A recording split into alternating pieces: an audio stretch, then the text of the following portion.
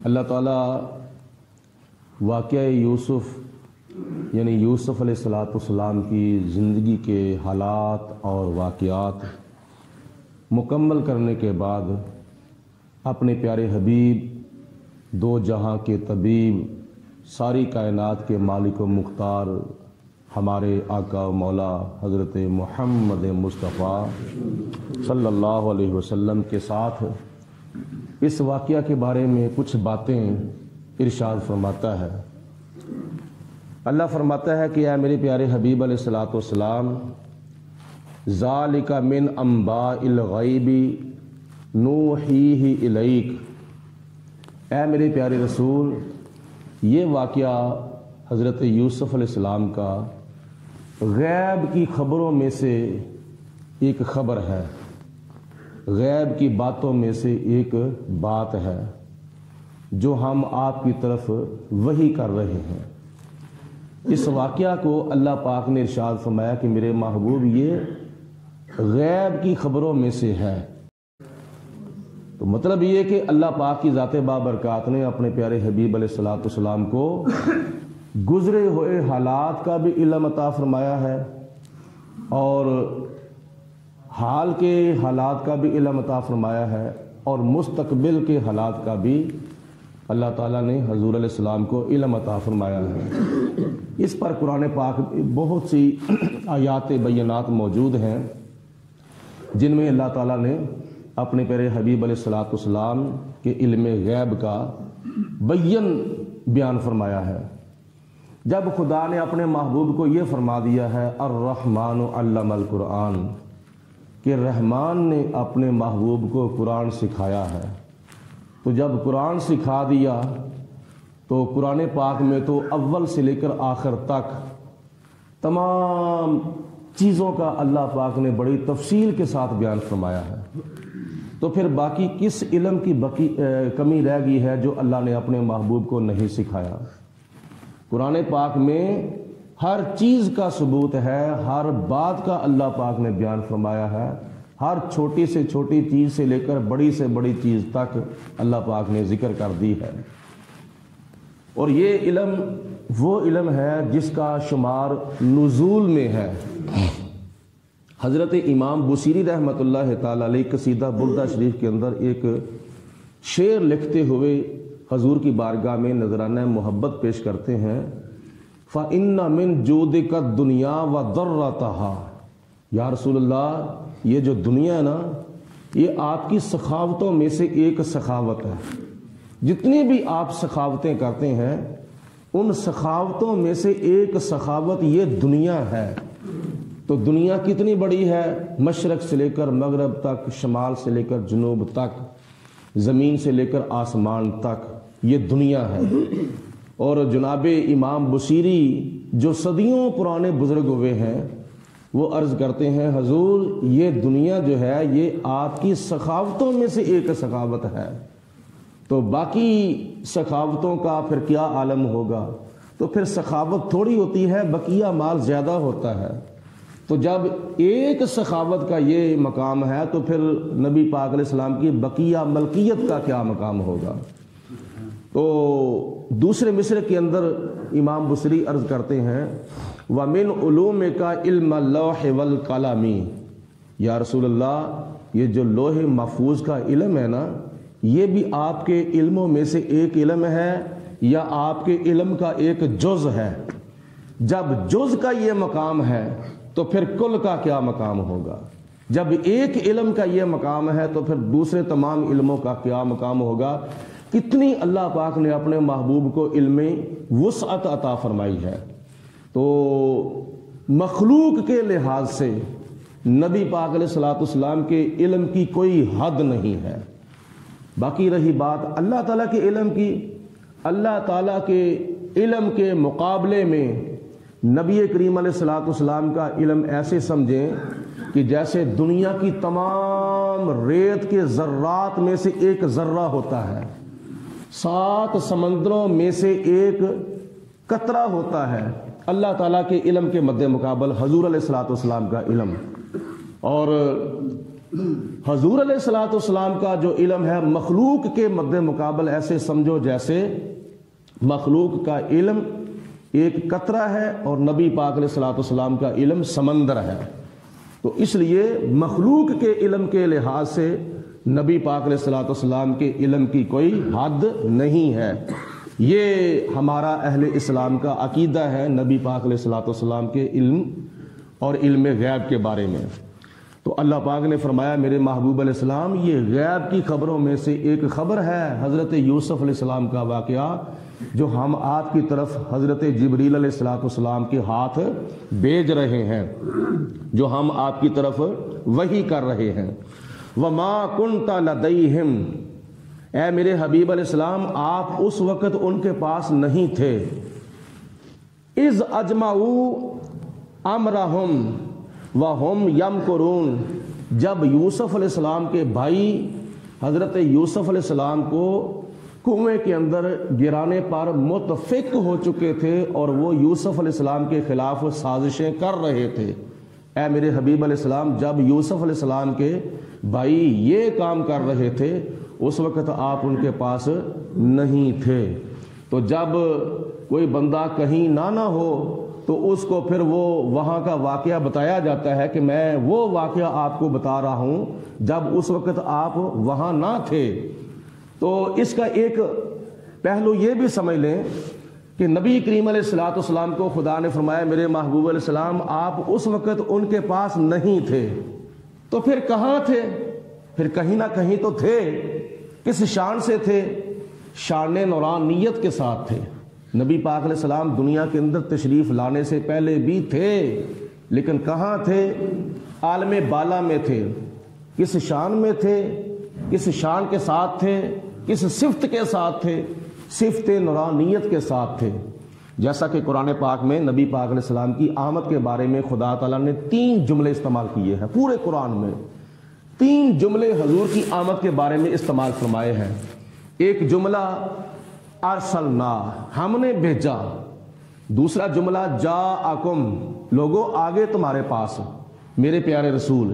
اور تیسرا جملہ اذ بعث فیہم، جب اللہ نے اپنے محبوب کو دنیا کے اندر مبعوث فرمایا تھا. مبعوث فرمانا یعنی اذ بعث فیہم، جاءکم اور ارسلنا، یہ تینوں جملے جو ہیں ان کا معنی ہے نبی پاک علیہ الصلوۃ والسلام کی تشریف آوری. تو حضور کی تشریف آوری کے بارے میں اللہ پاک نے فرمایا میرے محبوب ارسلنا، ہم نے آپ کو بھیجا. تو بھیجا اس کو جاتا ہے جو آنے سے پہلے کہیں ہو. جاءکم، آگے تمہارے پاس، آتا بھی وہ ہے جو آنے سے پہلے کہیں ہو. اذ بعث فیہم، جب مبعوث فرمایا ان میں نبی پاک علیہ السلام کو اللہ تعالیٰ نے، تو مبعوث فرمانے سے پہلے بھی حضور علیہ الصلوۃ والسلام کہیں نہ کہیں تھے. اور کہاں تھے؟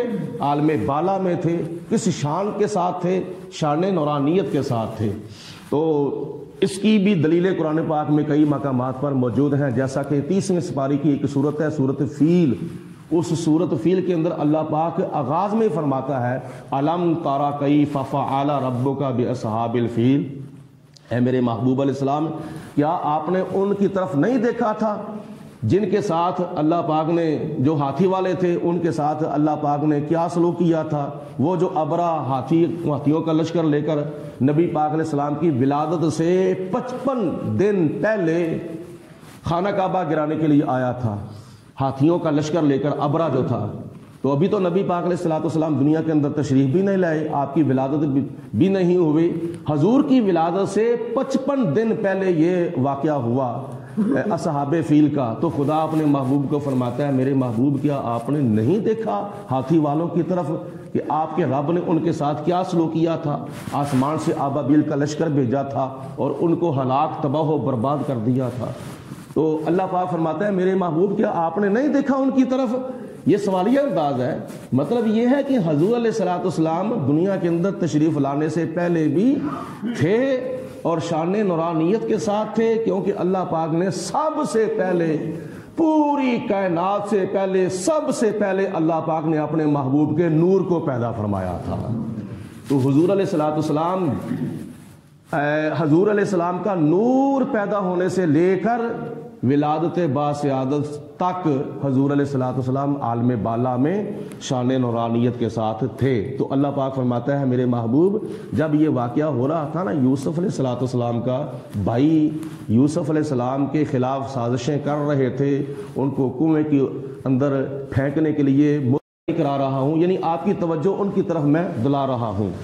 اللہ پاک فرماتا ہے وما اکثر الناس ولو حرصت بمؤمنین، یہ جو مکے کے کافر ہیں نا، آپ ان کے بارے میں جتنا مرضی یہ آپ کیا نام ہے کوشش کریں اور جتنا مرضی چاہیں، لیکن ان میں اکثر ایسے لوگ ہیں کہ وہ ایمان نہیں لاتے، کیونکہ یہ واقعہ جو تھا یہ تورات کے اندر بھی لکھا ہوا تھا یوسف علیہ السلام کا، لیکن یہودی تورات کے اندر واقعہ موجود ہونے کے باوجود نبی پاک علیہ السلام کی زبان پر یقین نہیں کرتے تھے۔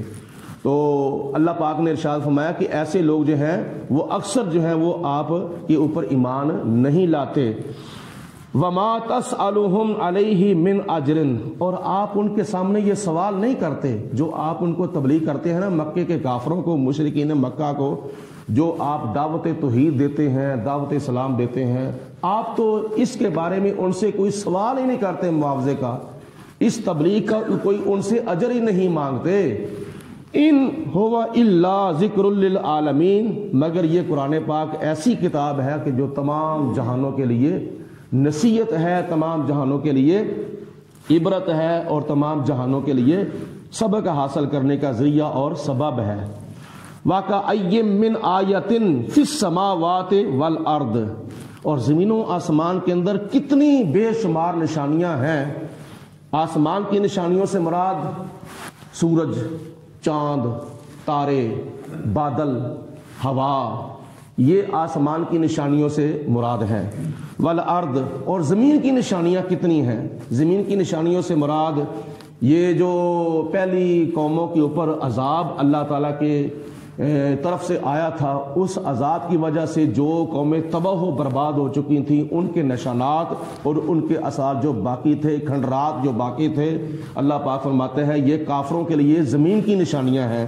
تو اے میرے محبوب علیہ الصلوۃ والسلام، وَكَأَيٍّ مِّنْ آیَةٍ فِي السَّمَاوَاتِ وَالْأَرْضِ، زمین و آسمان کے اندر کتنی بے شمار نشانیاں ایسی ہیں جن کے پاس سے یمرون علیہا، جن کے پاس سے یہ گزرتے ہیں کافر لوگ، وہم عنہا موردون، اور روح گردانی کر لیتے ہیں، چہرہ پھیر لیتے ہیں، یعنی اللہ پاک کی توحید اور وحدانیت کے بارے میں غور نہیں کرتے، بلکہ سبق حاصل کرنے کی بجائے منہ پھیر کے نظر انداز کر کے چلے جاتے ہیں، گزر جاتے ہیں، مانتے نہیں ہیں۔ وما یؤمن اکثرهم باللہ الا وہم مشرکون، اور یہ لوگ اللہ پاک کو اپنا خالق بھی مانتے ہیں، اللہ پاک کو اپنا رازق بھی مانتے ہیں، یہ مانتے ہیں کہ اللہ پاک نے ہمیں پیدا کیا ہے اور اللہ پاک ہمیں رزق دے رہا ہے۔ اس کے باوجود یہ کافر لوگ مکے کے اندر جو رہتے ہیں یہ بتوں کی پوجا کرتے ہیں، اور بتوں کی پوجا کرنا یہ شرک ہے، کیونکہ کافر لوگ جو تھے مکے کے کوئی مشرک، وہ بتوں کو اللہ کے برابر ٹھہراتے تھے، تو یہ ہے شرک۔ تو اللہ پاک فرماتا ہے میرے محبوب علیہ الصلوۃ والسلام، یہ لوگ ایسے ہیں کہ جو مجھ پر ایمان بھی رکھتے ہیں، مطلب یہ میری صفت رزاقیت اور میری صفت خالقیت کے اوپر ایمان بھی رکھتے ہیں، لیکن پھر بتوں کی پوجا کرتے ہیں، اور ان کا بتوں کی پوجا کرنا جو اس کی وجہ سے جو میری صفت خالقیت کو مانتے ہیں یا صفت رازقیت کو مانتے ہیں، یہ کسی کام نہیں آئے گا، یہ ان کے ایماندار اور مومن ہونے کی دلیل نہیں ہے۔ افا امنوا ان یاتیہم غاشیۃ من عذاب اللہ، اے میرے حبیب علیہ السلام، کیا یہ لوگ اتنے بے غم ہو چکے ہیں، اتنے بے خوف ہو چکے ہیں کہ ان کے اوپر اللہ تعالیٰ کا عذاب بھی آ جائے، اور عذاب بھی وہ جو ان کو ڈھانپ لے، یعنی ڈھانپنے کا مطلب یہ ہے کہ جو عذاب ان کو اپنی گرفت میں لے لے، ان کے اوپر چھا جائے، او تاتیہم الساعۃ بغتۃ، یا ان کے اوپر اچانک قیامت بھی آ جائے وہم الا یشعرون، اور ان کو شعور ہی نہیں ہے، ان کو سمجھ ہی نہیں ہے، ان کو غور و فکر کرنے کی توفیق ہی نہیں ہے، اتنے ہی یہ بے خوف اور بے غم ہو چکے ہیں، یعنی اتنے ہی یہ اللہ تعالیٰ سے نڈر ہو چکے ہیں۔